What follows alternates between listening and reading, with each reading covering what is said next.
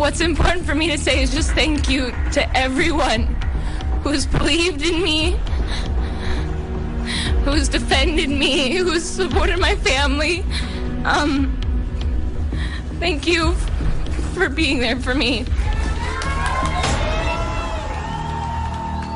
Amanda Knox spent almost 4 years in an Italian prison after being convicted of murder of her British roommate, Meredith Kercher.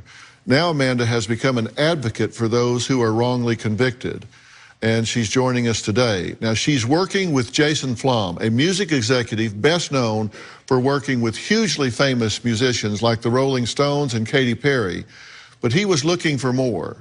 And he is dedicating his life to advocating for people in situations like we're talking about today. Take a look. I've been on the board of the Innocence Project for just about 25 years in various different aspects of criminal justice reform for equally as long. I'm very proud and humbled to have been a part of helping to prevent death sentences to be carried out. There are countless people doing hard time in American prisons for crimes that they didn't commit. I've interviewed dozens of them for my podcast, and now we're bringing these powerful human stories to your screens. I'm host of the podcast, Wrongful Conviction with Jason Flom. I started my podcast about 3 years ago.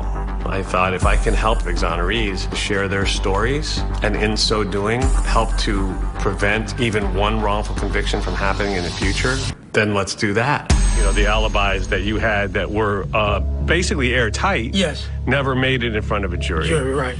I interviewed Raymond Santana of the Central Park Five, Brendan Dassey, Amanda Knox. She's appeared on Wrongful Conviction.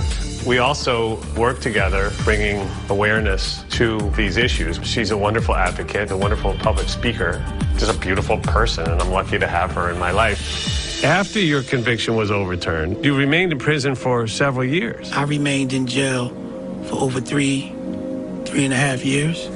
We all agree that the system isn't perfect. It's far from it. We owe it to our fellow Americans to fix this problem that we call mass incarceration. Please welcome Jason Flom.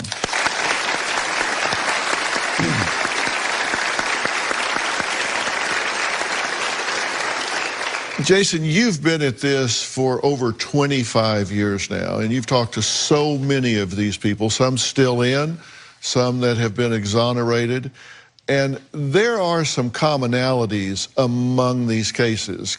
We see a number of common threads through these wrongful convictions, including false confessions, as in Brendan Dassey's case, including tunnel vision, official misconduct.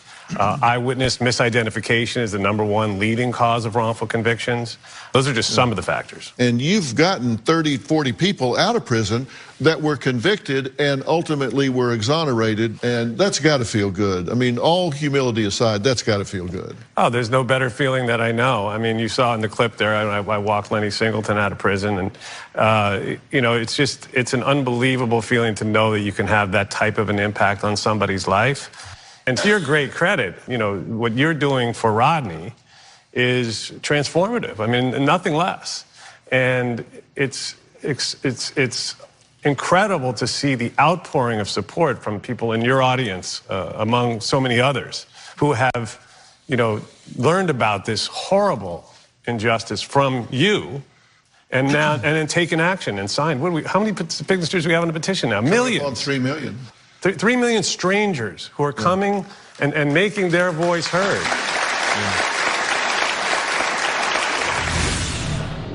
I was interrogated for 53 hours over 5 days. And at one point, you were actually hit in the head. I was hit, I was screamed at. They isolate you, they scare you, and they tell you this is the only way out for you.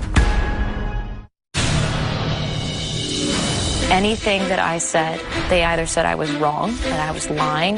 They called me a stupid liar. Mi hanno chiamato stupida bugiarda. That I had to stop lying and stop protecting whoever did it. They explained it.